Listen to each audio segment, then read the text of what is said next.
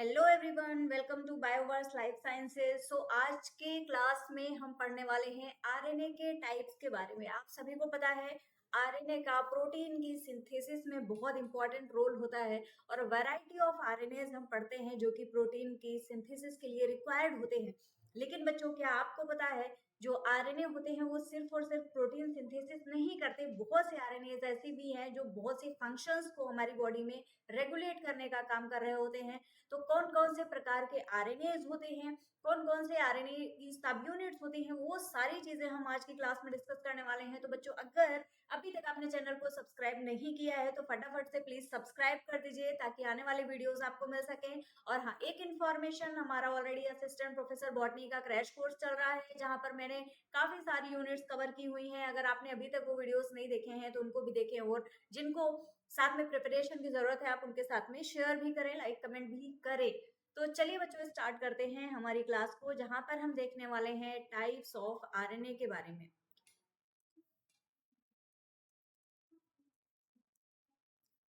Types of RNA. RNA का main important role जो होता है वो हमें कहाँ देखने को मिलता है? वो देखने को मिलता है हमें प्रोटीन की सिंथेसिस के दौरान। तो प्रोटीन की सिंथेसिस हो रही होती है तो प्रोटीन की प्रोडक्शन टीम आप इसको मान सकते हो कि जो आरएनए होते हैं ये प्रोटीन प्रोड्यूस करने की एक पूरी टीम होती है। और तीन मेन प्रकार के आरएनए होते हैं जो कि प्रोटीन के प्रोडक्शन में इन्वॉल्व हो रहे होते हैं। उन तीन मेन प्रकार के अगर हम बात करें बच्चों, तो आपको पता होना चाहिए कि एमआरएनए, एमआरएनए के अलावा टीआरएनए और आरआरएनए, ये मेन प्रकार के आरएनए होते हैं जो कि हमारी बॉडी में प्रेजेंट होते हैं। एमआरएनए एक एक करके हम डिटेल में जानेंगे। एमआरएनए क्या है? एमआरएनए से मतलब है हमारा यहाँ पर, इसको हम बोलते हैं मैसेंजर आरएनए। जैसा नाम वैसा काम, इसको बोला जाता है मैसेंजर आरएनए। नाम से ही पता चल रहा है कि किसी ना किसी मैसेज को ट्रांसफर करने का काम करेगा। तो होता क्या है, ये एक बेसिकली एक टेम्पलेट स्ट्रैंड होता है जो कि आगे प्रोटीन की सिंथेसिस में मदद कर रहा होता है। इसके पास में एक ब्लूप्रिंट होता है जिनको कि हम बोलते हैं कि कोड होते हैं। तो जो मैसेंजर आरएनएज होते हैं they carry code for protein synthesis. इनके पास में जो कोड प्रेजेंट होता है उसी के आधार पर प्रोटीन की सिंथेसिस होगी। ये इंपॉर्टेंट पॉइंट है जो कि आपको याद रखना है। ठीक है, इनके पास में कोड होती है। और ये कोड कहाँ से लाएंगे? ये कोड कहाँ से आता है? ये कोड आ रहा होता है डीएनए के पास से, क्योंकि हमारा जेनेटिक मटेरियल तो डीएनए ही है और जो कि प्रेजेंट होता है कहाँ पे? न्यूक्लियस में। तो न्यूक्लियस में जो भी हमारा डीएनए प्रेजेंट है वो इंफॉर्मेशन लेके बैठा है। उसी इंफॉर्मेशन से जिस प्रोटीन को लेके आना है उसके लिए जो कोड होंगे वो कोड कहाँ प्रेजेंट होंगे? एमआरएनए के पास में। ओके, नेक्स्ट अगर दूसरे प्रकार के आरएनए की बात करें तो होते हैं टीआरएनए। एमआरएनए के बाद में टीआरएनए। ये मेन टाइप के आरएनए मैं आपको बता रही हूँ जो कि बहुत ज्यादा हमारे बॉडी में प्रेजेंट होते हैं, मेनली प्रोटीन सिंथेसिस में इन्वॉल्व होते हैं। टीआरएनए का बच्चों नाम होता है ट्रांसफर आरएनए। Transfer RNA. क्या ट्रांसफर से ही कुछ कुछ क्लियर नहीं हो रही चीजें? बिल्कुल क्लियर हो रही है। ट्रांसफर का मतलब किसी ना किसी चीज को ट्रांसफर करने का काम कर रहा होगा। ये एक टैक्सी की तरह काम करता है कि टैक्सी में आपने सामान भरा, टैक्सी को जहां जाना था उसने वहां पे जाके डिलीवर कर दिया। एक ट्रांसफर व्हीकल है। तो ये क्या करता है? ये स्पेसिफिक अमीनो एसिड्स को पिक करता है। Pick up specific amino acids, specific amino acids को लेगा। और अमीनो एसिड्स क्या होते हैं? These are the building block of proteins. और क्या करता है? इसको राइबोसोम पे जाके ट्रांसफर कर देता है। तो स्पेसिफिक अमीनो एसिड्स को लेगा and then it will transfer it to ribosome. Ribosome पे जाके ट्रांसफर कर देगा। अच्छा, किसको लेगा? ये कौन से अमीनो एसिड्स होंगे? Specific amino acids. तो जो अमीनो एसिड रहते हैं बच्चों ये भी बहुत ज्यादा स्पेसिफिक होते हैं। ये होंगे जो एमआरएनए का कोड होगा उसी के आधार पर। So these are according to mRNAs code. MRNA पे जो भी कोड होगा उसके आधार पर ये अमीनो एसिड को लाके ट्रांसफर करेंगे। जैसे कि आपका ये एमआरएनए है और यहाँ पे ये राइबोसोम बैठा है, प्रोटीन की सिंथेसिस हो रही है। कुछ इस तरीके से टीआरएनए यहाँ पर आएगा बच्चों और ये लेके आएगा आपका स्पेसिफिक अमीनो एसिड। ये अमीनो एसिड पता कौन सा होगा? जो भी यहाँ पर कोड होगा, जो भी कोड यहाँ पर होगा, उसी कोड के आधार पे ये अमीनो एसिड यहाँ पे आएंगे, जुड़ जाएंगे और यहाँ से प्रोटीन की सिंथेसिस होती रहेगी। तो प्रोटीन सिंथेसिस की प्रोसेस में एमआरएनए का जो कोड है उसी के आधार पे ये टीआरएनए लेके आ जाते हैं इंफॉर्मेशन को। टीआरएनए के बाद में आता है आरआरएनए।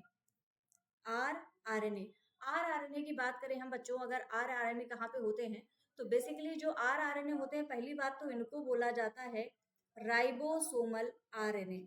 और ये जो राइबोसोमल आरएनए होते हैं, इन्हीं की बच्चों बहुत सारी हमें वैरायटीज देखने को मिलती हैं जो अक्सर कंफ्यूज करती हैं। देखो होता क्या है, ये जो आरआरएनए हैं यही एक मेन ढांचा बनाते हैं। बेसिकली ये मेन स्ट्रक्चरल कंपोनेंट है राइबोसोम के, तो राइबोसोम को ही बनाने में मेन हेल्प करेंगे। So these are structural component of, किसके स्ट्रक्चरल कंपोनेंट है? Structural component of ribosome itself, मतलब राइबोसोम के ही फॉर्मेशन में ये मदद कर रहे होंगे। ठीक है, तो बेसिकली जो एक्चुअल प्रोटीन बनाने की मशीनरी है वो क्या है? राइबोसोम। और उस राइबोसोम को जो आरएनए बना रहा होता है उसी को हम बोलते हैं आरआरएनए। और साथ ही साथ में ये बहुत सारी रिएक्शंस की कैटालिसिस में भी मदद करता है। तो ये तीन एमआरएनए, टीआरएनए, आरआरएनए हुए। एमआरएनए मतलब मैसेंजर, जो कि कोड को लेके उसके पास में कोड प्रेजेंट होगा। टीआरएनए क्या करेगा? उसी कोड के अकॉर्डिंग अमीनो एसिड को लेके आएगा। और आरआरएनए क्या करेगा? राइबोसोम के सिंथेसिस करेगा, जो कि बेसिकली राइबोसोम के स्ट्रक्चर को बनाने का मदद करेगा। अच्छा, एक चीज और आती है कि कौन सा आरएनए पॉलीमरेज किस आरएनए की सिंथेसिस करेगा। तो बच्चों होता क्या है, ये एक छोटा सा कॉन्सेप्ट है जो मैं समझा देती हूँ। देखो, विच आरएनए पॉलीमरेज, कौन सा आरएनए पॉलीमरेज है जो कि सिंथेसिस करेगा दीज आरएनएज, इन आरएनएज को कौन सिंथेसाइज करेगा? छोटा सा क्वेश्चन है, लेकिन आप ये समझ के चलिए कि ये एक ऐसा क्वेश्चन है जहां से सीएसआईआर ने भी क्वेश्चंस पूछे हुए हैं ना। तो देखो, तीन प्रकार के आरएनए हैं। आरआरएनए,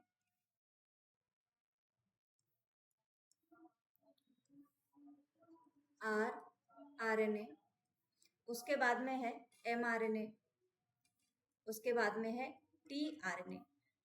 अब अलग अलग हमें पता है आरएनए पॉलीमरेज होते हैं वो तीन प्रकार के होते हैं। तो जो आरआरएनएज होता है वो सिंथेसाइज होता है पॉलीमरेज 1 के द्वारा। पॉलीमरेज 2 जो होता है वो सिंथेसिस करता है एमआरएनए की। और पॉलीमरेज 3 जो होता है वो बनाता है टीआरएनए को, है ना। टीआरएनए को कौन बनाएगा? पॉल 3, पॉलीमरेज 3 के द्वारा फॉर्मेशन होगा इसका। तो इसको आपको शॉर्टकट में याद रखना है, आरएमटी। और आरएमटी को किससे कोरिलेट कर देना है? 1 2 3। सिंपली आप इस ट्रिक से इसको याद कर सकते हो। अच्छा, ये तो मैंने आपको आरएनए बताए हैं। अब पता है बच्चों, ये जो आरएनए होते हैं, स्पेसिफिकली जब हम राइबोसोमल सब यूनिट की बात करते हैं तो राइबोसोमल आरएनए जो होते हैं उनकी बहुत सारी सब यूनिट होती हैं, जैसे कि 16S है, 18S है, 5S है।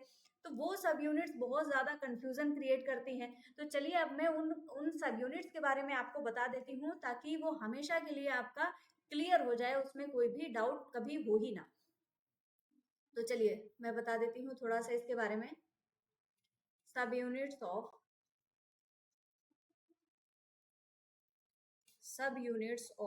Ribosomal RNA. राइबोसोमल आरएनए जो है उसकी कौन कौन सी सब यूनिट है? तो पहली बात बच्चों, आरएनए जो होते हैं कितने प्रकार के होते हैं? आरएनए हमें पता है कि दो प्रकार के आरएनए हमें देखने को मिलते हैं, 70S और 80S। ये भी पता है कि ये प्रेजेंट कहाँ होते हैं। 70S कहाँ प्रेजेंट होते हैं? ये प्रेजेंट होते हैं प्रोकैरियोट्स में। 70S प्रेजेंट होते हैं प्रोकैरियोट्स में, जबकि 80S प्रेजेंट होते हैं यूकैरियोट्स में। ऑलराइट, अब हमें इनकी लोकेशन पता है, आगे हमें क्या पढ़ना है? देखो, जो 70S होते हैं, 70S आपको पता होना चाहिए बच्चों, दो सब यूनिट से मिलके बने हुए होते हैं।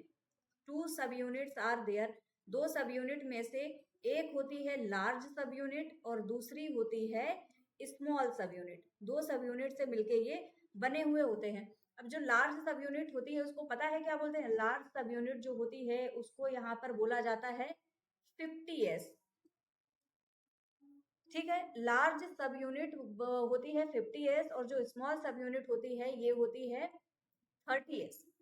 ऑल राइट, यूकैरियोट्स की अगर हम बात करें तो यहाँ पर भी प्रेजेंट होती हैं 2 सब यूनिट्स, और यहाँ पर भी जो सब यूनिट्स होंगी वो कैसे डिवाइडेड होंगी, यहाँ पर भी एक प्रेजेंट होगी लार्ज सब यूनिट और दूसरी होगी स्मॉल सब यूनिट।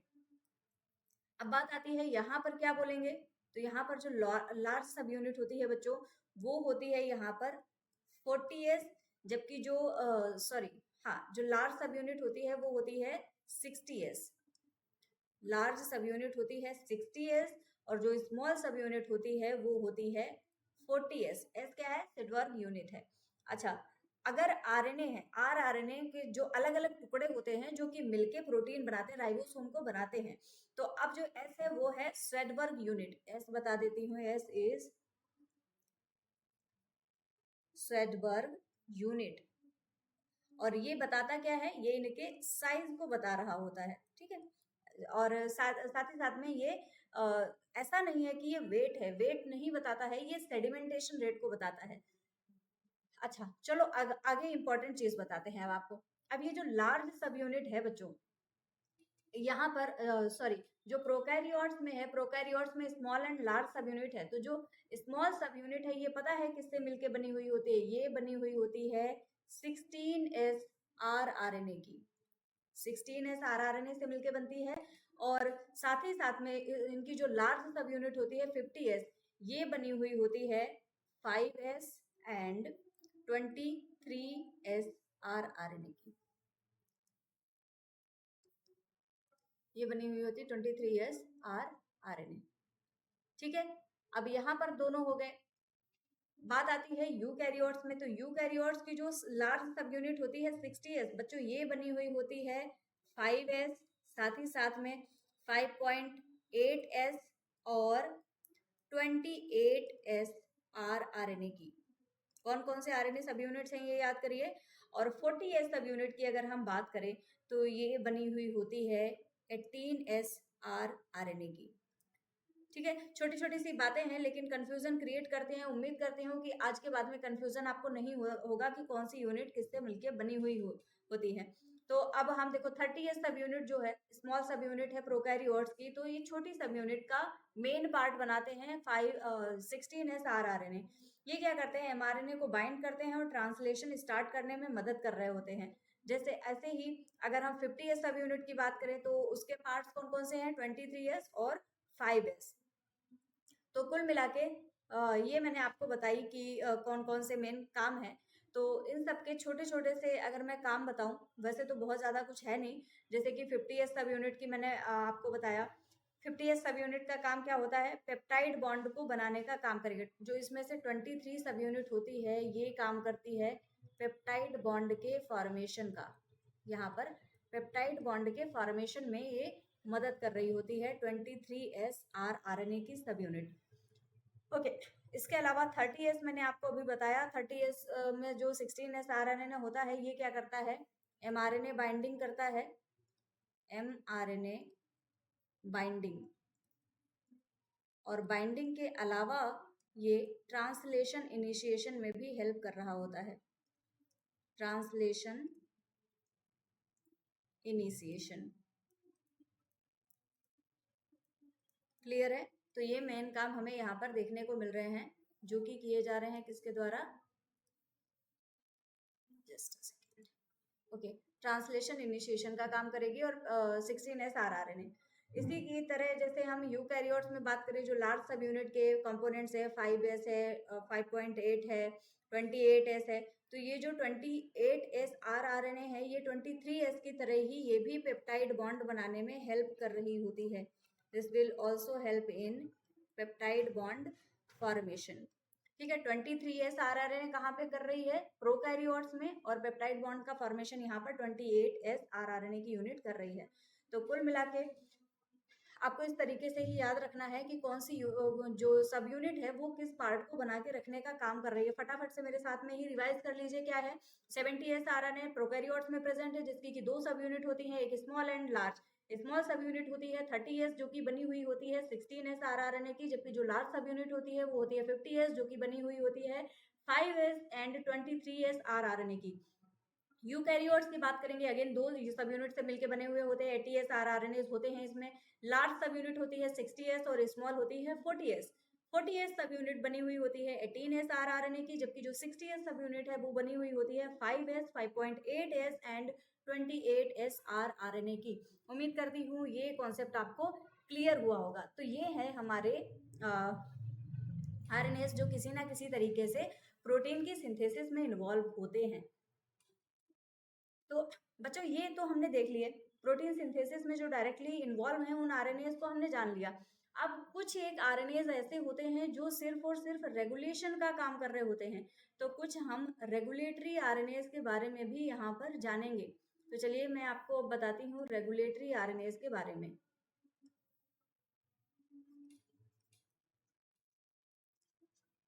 रेगुलेटरी आरएनएस, अब ये जो रेगुलेटरी आरएनए हैं ये किसी ना किसी प्रक्रिया को, किसी ना किसी प्रोसेस को रेगुलेट करने का काम करेंगे। ये डायरेक्टली जो होंगे प्रोटीन सिंथेसिस में इन्वॉल्व नहीं होंगे। अब इसमें बहुत से प्रकार के आरएनएज आ जाते हैं। जब हम बात करते हैं रेगुलेटरी आरएनएज की, तो बच्चों ये छोटे छोटे से दीज आर स्मॉल, एंड इनके लिए हम एक वर्ड यूज करते हैं जिसको बोलते हैं non coding RNase. Non coding का मतलब है, कोडिंग का मतलब है प्रोटीन की सिंथेसिस, तो ये नॉन कोडिंग है मतलब प्रोटीन की सिंथेसिस नहीं करेंगे।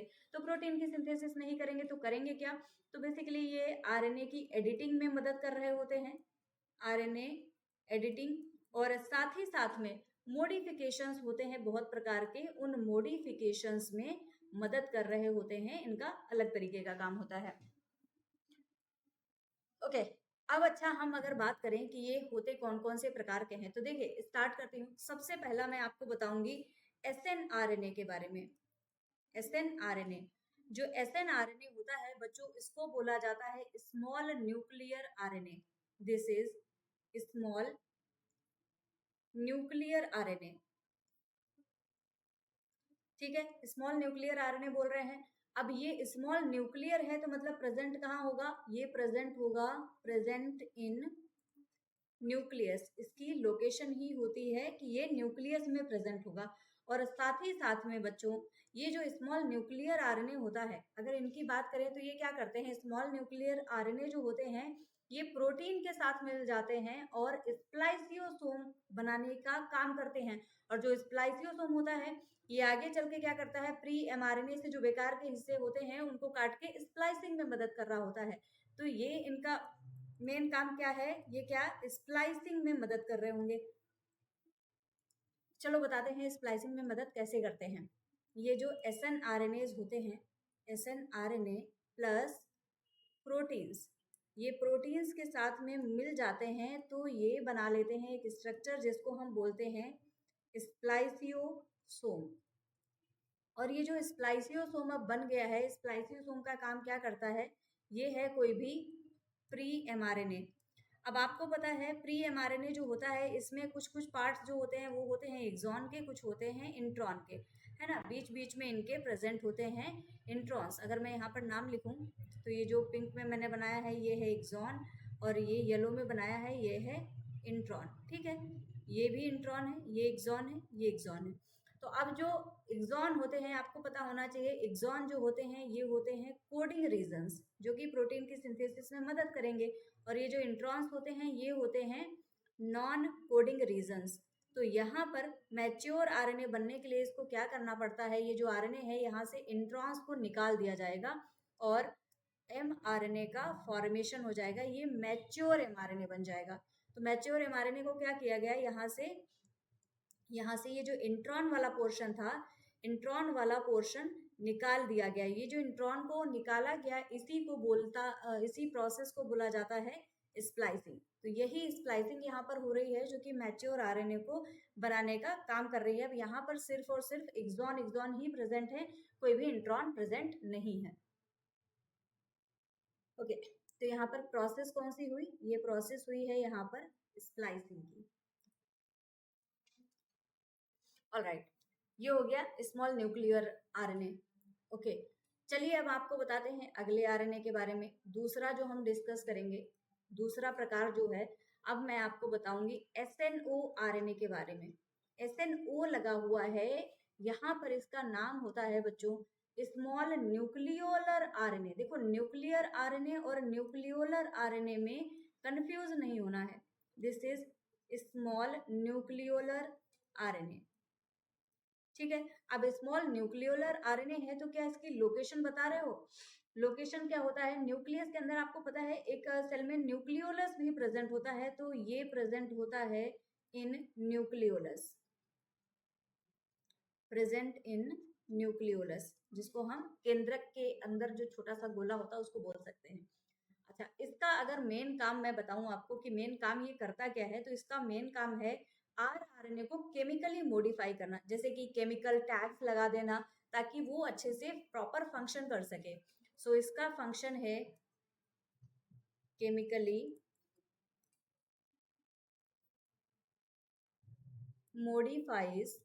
किसको मॉडिफाई करेगा? ये आरएनए को मॉडिफाई करने का काम कर रहा होता है, या फिर राइबोसोमल आरएनए को मॉडिफाई करने का काम करेगा। ठीक है, आते हैं तीसरे प्रकार के आरएनए। दो मैंने आपको बता दिए हैं, थर्ड टाइप के आरएनए को जानेंगे। देखिए, एक प्रकार का आरएनए होता है एमआई आरएनए, ज्यादातर ये साइलेंसिंग में यूज किया जाता है। एमआई आरएनए को हम बोलते हैं माइक्रो आरएनए, इसको बोला जाता है माइक्रो आरएनए। अच्छा, अब ये माइक्रो आरएनए कौन सा काम कर रहा होगा? देखो, माइक्रो आरएनए जो है ये बहुत स्मॉल, बहुत छोटा आरएनए होता है। These are small RNAs. और क्या करते हैं, किसी जैसे कोई एक एमआरएनए है, इसके साथ में जाके ये जुड़ जाएंगे और जुड़ने के बाद में ये इसको साइलेंट करा देंगे, साइलेंसिंग कराते हैं। तो ज्यादातर these are used in gene silencing. Gene silencing में ये इन्वॉल्व होते हैं जो एमआई आरएनएस होते हैं। तो बेसिकली ये क्या करेंगे, ये ट्रांसलेशन की प्रक्रिया को रोक देंगे, जो ट्रांसलेशन चल रहा होगा उसको ये रोक देते हैं। So they stop translation. और या फिर ये एमआरएनए को डिग्रेड करने का भी काम कर सकते हैं। अगर एमआरएनए ही डिग्रेड हो जाएगा तो प्रोटीन बनाने की कोई टेंशन ही नहीं रह जाएगी। चलिए अगले प्रकार के आरएनए मैं आपको बताती हूँ। अगला प्रकार का आरएनए जो आपको बताऊंगी वो है एसआई आरएनए। एसआई आरएनए, देखिएगा टर्म्स बदल रहे हैं, छोटा छोटा सा ही चेंज आ रहा है। एसआई आरएनए को बोला जाता है small interfering RNA, interfering RNA. अब ये क्या है स्मॉल इंटरफेरिंग आरएनए? तो देखिए, स्मॉल इंटरफेरिंग आरएनए की अगर हम बात करें तो ये भी एमआई आरएनए जैसा ही होता है, लेकिन ज्यादातर ये जो एसआई आरएनए होते हैं ये एंटीवायरल डिफेंस में इन्वॉल्व होते हैं। एंटीवायरल डिफेंस के अलावा ये ट्रांसपोजान को भी साइलेंट करने का काम करते हैं। सो दे कैन साइलेंट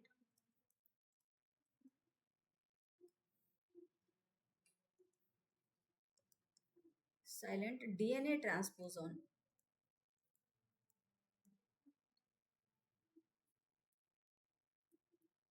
ठीक है, क्लियर हुआ? चार प्रकार के आरएनए मैंने आपको बताए। चलिए अब अगला बताती हूँ, फिफ्थ टाइप ऑफ आरएनए को हम डिस्कस करेंगे। फिफ्थ टाइप का आरएनए है, इसका नाम है बच्चों पीआई आरएनए। Pi RNA.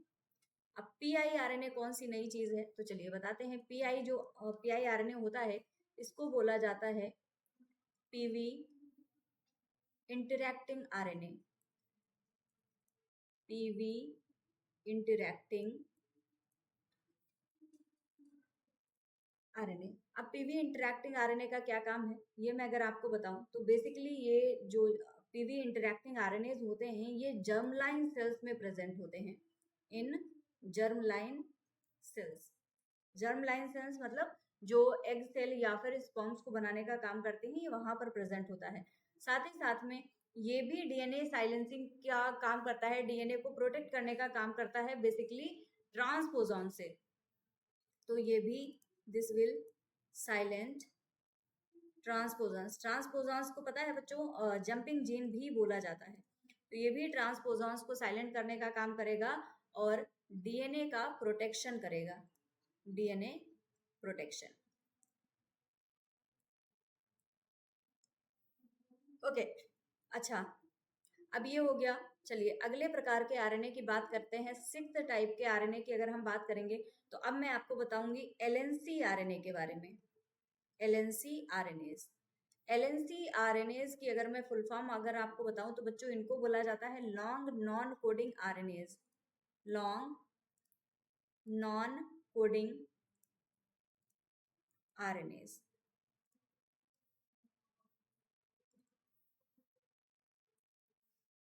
अब ये लॉन्ग नॉन कोडिंग आरएनएस क्या है? लॉन्ग नॉन कोडिंग आरएनएस की अगर हम बात करें बच्चों तो ये बहुत ज्यादा लंबे होते हैं, लगभग 200 न्यूक्लियोटाइड से भी ज्यादा प्रेजेंट होते हैं इनके पास में न्यूक्लियोटाइड्स। और साथ ही साथ में ये प्रोटीन एंड डीएनए के बाइंडिंग में हेल्प कर रहे होते हैं ताकि कोई भी जीन है या तो वो ट्रांसक्राइब हो जाए, आगे की फंक्शनैलिटी हो जाए, या फिर वो साइलेंट हो जाए, उसका फंक्शन बंद हो जाए। तो इनका मेन काम क्या है? Interaction, interaction of DNA and protein, DNA and protein. और डीएनए एंड प्रोटीन की बाइंडिंग कहाँ पे हो रही होती है? कोई भी प्रोटीन होती है बेसिकली, जैसे डीएनए है यहाँ पर आके बाइंड करेगी, ट्रांसक्रिप्शन फैक्टर की तरह काम करेगी, फिर या तो ये ट्रांसक्रिप्शन को आगे बढ़ाएगी या तो फिर ये ट्रांसक्रिप्शन को यहीं पे रोक देगी। तो ये बेसिकली क्या कर रहे होते हैं? इंटरेक्शन के द्वारा दे कैन प्रोसीड